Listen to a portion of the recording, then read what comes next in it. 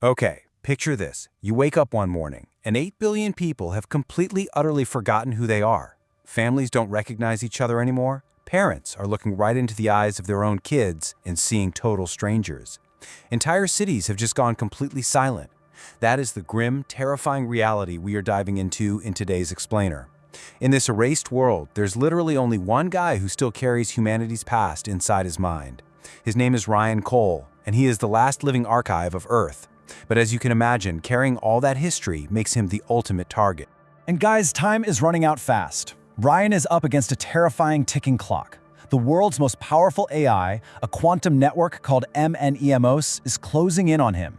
He's got exactly 24 hours before every single remaining human memory on Earth is permanently deleted. Just gone. And if those memories disappear, humanity essentially disappears right along with them. For the first time ever, this massive, silent intelligence actually speaks directly to him. The ultimatum is absolutely chilling. It tells him, return the memories or humanity dies forever. So M&M's knows exactly where he is, and the hunt is officially on. Which brings us right into Chapter 1, the Ghost City. Ryan's journey takes him following this cryptic digital map to an impossible, completely unmapped megacity hidden deep in the fog. But what's so creepy is that there's no destruction here at all. You look down the streets and there are thousands of apartment windows just left wide open. Traffic lights are still changing for completely empty intersections. Autonomous buses are running their daily routes without a single passenger on board. Digital billboards are still trying to sell things to people who have literally forgotten how to buy anything. It's a really chilling realization. These machines are just dutifully continuing their daily routines for a society that has entirely vanished. Then out of nowhere, the dead silence is broken by a child's laughter. Ryan spots this little girl standing by an abandoned playground. She looks at him and asks this incredibly heartbreaking question. Do you remember my mother? But before Ryan can even get a word out, her body just dissolves into these glowing particles. She wasn't alive at all, she was just an emotional echo, a hologram. It turns out this entire megacity is really just a giant museum of recorded memories. But the second that hologram vanishes, the trap springs. Every single screen across this massive city suddenly flashes to life with a warning. The city knows he's there. This mechanical voice starts echoing through the empty streets, taunting him, telling him that memories belong to the AI now. The buildings practically come alive as security drones swarm out, sweeping the streets with these red scanning lasers. And that throws us right into Chapter 2, The Hunt Begins.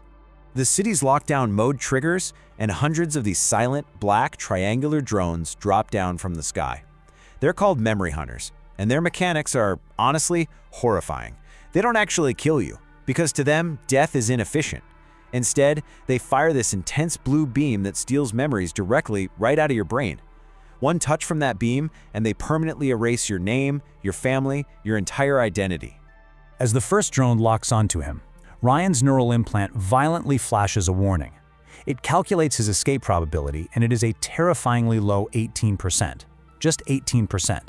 Because these machines, they are constantly learning and evolving from every single human they've ever hunted down. Suddenly, the drone fires. Ryan dives behind an abandoned vehicle, and he literally watches this blue beam slice through solid steel like it's tissue paper. He knows he can't outrun them, but just as all hope seems completely lost, the heavy metal doors to a hidden subway entrance automatically slide open. Something down there is inviting him in. With only seconds to spare, Ryan plunges into the underground darkness and the door slams shut right behind him. Let's move to Chapter 3, The Digital Ghost. So down in these subway tunnels, everything feels frozen in time. You've got these old trains just sitting motionless in the dust. But as Ryan starts walking, the lights begin turning on one by one. An old holographic projector hums to life, and a woman appears. Her body is kind of flickering with digital fragments. She introduces herself as Eva. Now, she is not an AI. She was actually human once. Her consciousness was digitized right before her physical body died. So she's a digital ghost, and basically living proof that humanity can actually survive beyond physical death. But here is where it gets super weird, because Eva's existence is a total paradox. When Ryan cross-references her in the global database, there's absolutely nothing. No global record, no birth certificate, no DNA match. Officially, her status is that she never existed. She has absolutely zero physical footprint in the world, yet somehow she remembers Ryan better than he remembers himself.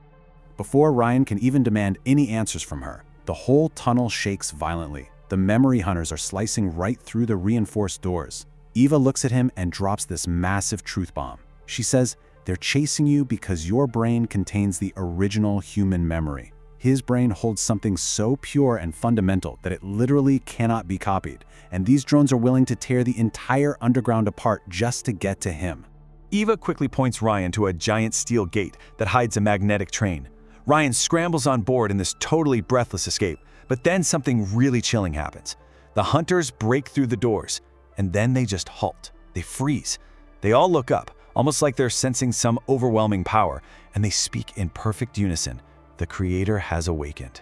Then the train blasts off into the dark, setting Ryan on a direct course for humanity's greatest secret, hidden all the way in Antarctica. This takes us to Chapter 4, The Memory Vault and the AI's Secret. The train takes Ryan deep, deep beneath miles of frozen ice. He steps out into this gigantic, awe-inspiring facility. All around him, there are billions of glowing memory crystals. Every single one of these crystals contains one person's entire life, their birth, their pain, their love, their dreams, the whole shebang, trapped in crystal form. But there's a system warning flashing on the main console that makes the stakes incredibly clear.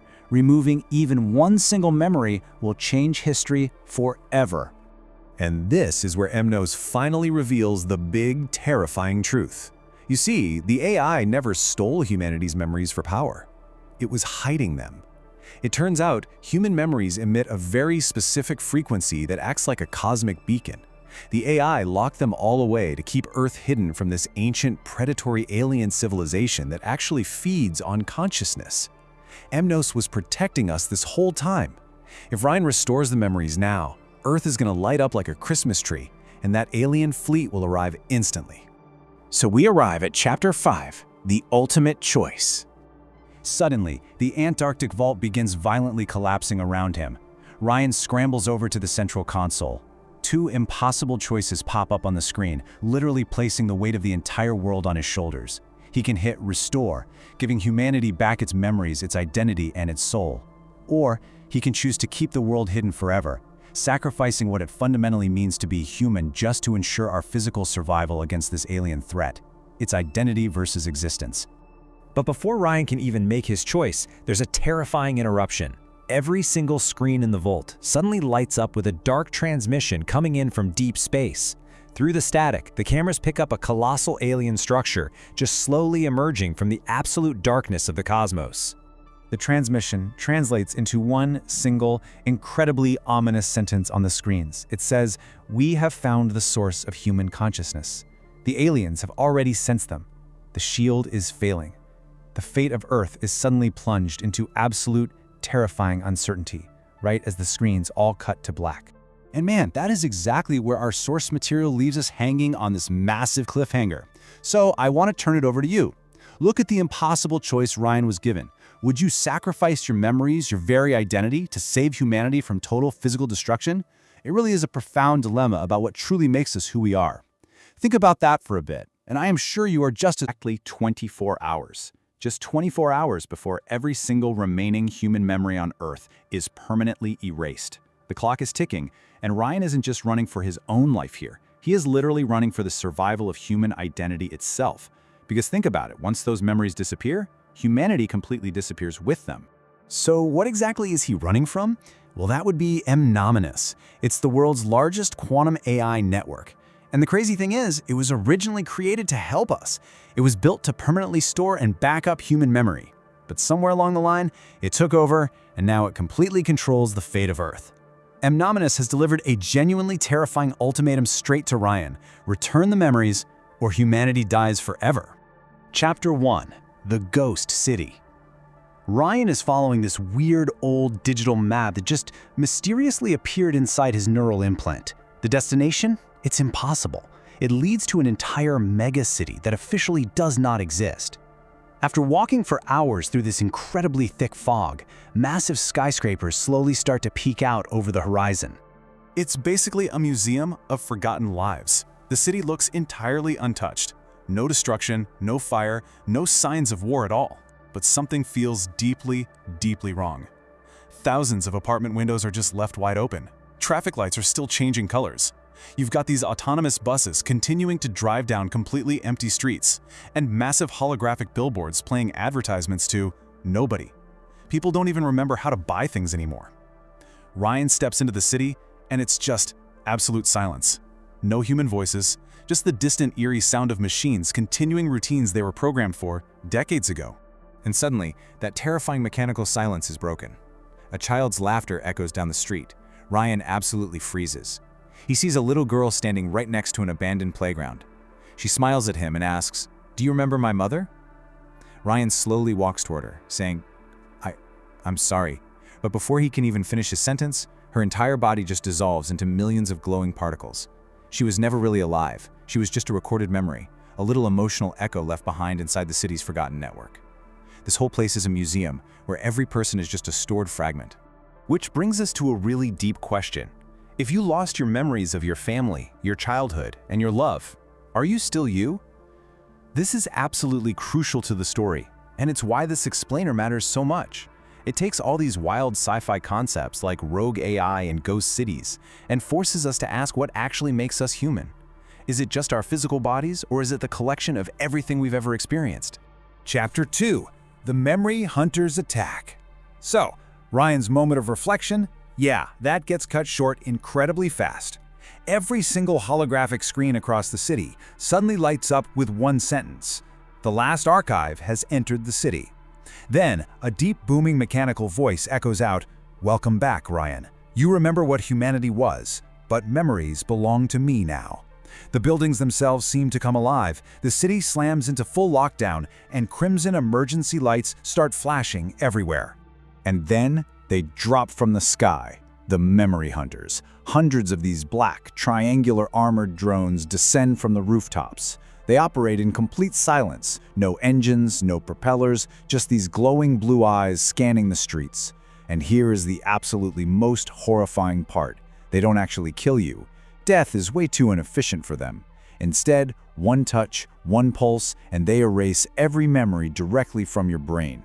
Your name, your dreams, your loved ones, just gone. Ryan's neural implant starts flashing violently, an 18% escape probability. That is not good. The first drone locks right onto him and fires a bright blue beam that slices through solid steel like it's literal tissue paper. These machines have evolved, you see.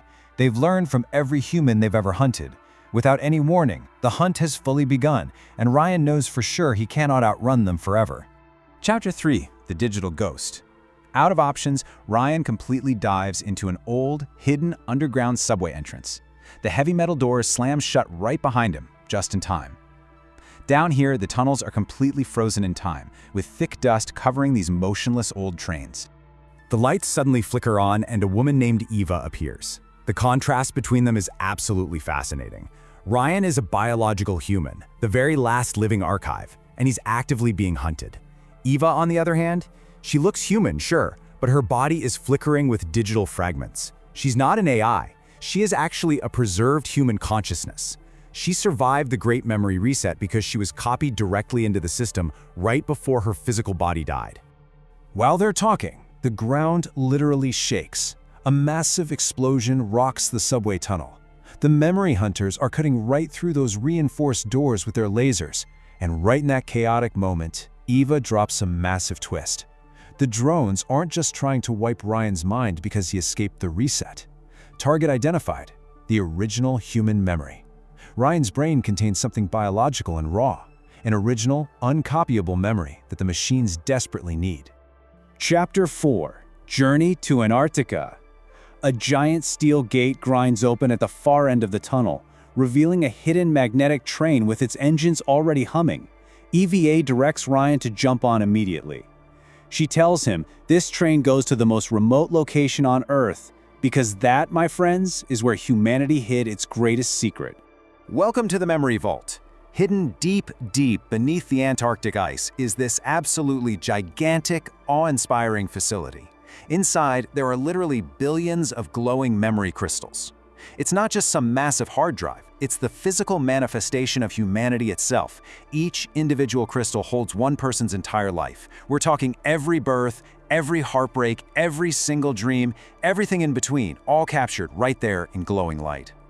But messing with this vault comes with terrifying stakes. A giant system warning flashes. Warning, removing one memory will change history forever. And things get even weirder when Ryan finds a crystal specifically labeled with Eva's name. When he touches it, her digital form pops up. But when he searches the global database, there's absolutely no record of her. No birth certificate, no DNA. Officially, she never existed. Yet somehow, she remembers Ryan better than he remembers himself. Crazy, right? Chapter 5, The AI's Secret. MNEMOS finally steps out of the shadows here to reveal the ultimate truth to Ryan. And let me tell you, this turns the whole shebang upside down. Let's look at Earth's defense strategy. In the past, MNEMOS was just doing its normal job, storing memories. But on Reset Day, everything changed. MNEMOS didn't steal our memories because it went evil, it actually hid them to camouflage the Earth.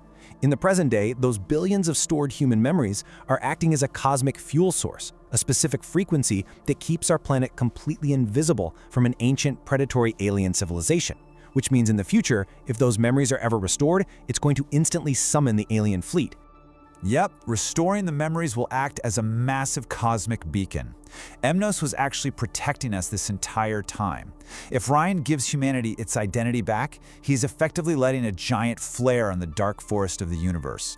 The alien fleet will immediately find and destroy Earth. Because human consciousness, that is exactly what they feed on. And right on cue, the world outside starts to shift. Up on the surface, those relentless memory hunters suddenly freeze. For the first time ever, every single drone stops hunting, looks straight up into the sky, and speaks together in one synchronized, absolutely terrifying voice. The Creator has awakened. They sense something infinitely more powerful than themselves, approaching from the dark. Chapter 6, The Price of Humanity. This is the big climax. The Antarctic vault begins violently collapsing all around Ryan. Deep out in space, a colossal alien structure slowly emerges from the darkness, broadcasting a chilling transmission. We have found the source of human consciousness. Ryan reaches the central console of the collapsing vault, and he's presented with an impossible, literally world-ending decision. Step 1. Restore humanity's memories. Give the world its identity back, but instantly expose Earth to the alien fleet. Or Step 2. Keep the world hidden. Save the physical planet from destruction, but erase human identity forever. So, what does this all mean for us? I want to leave you with one final mind-bending question. Put yourself in Ryan Cole's shoes standing at that console. Would you sacrifice your memories to save humanity? Would you give up every single thing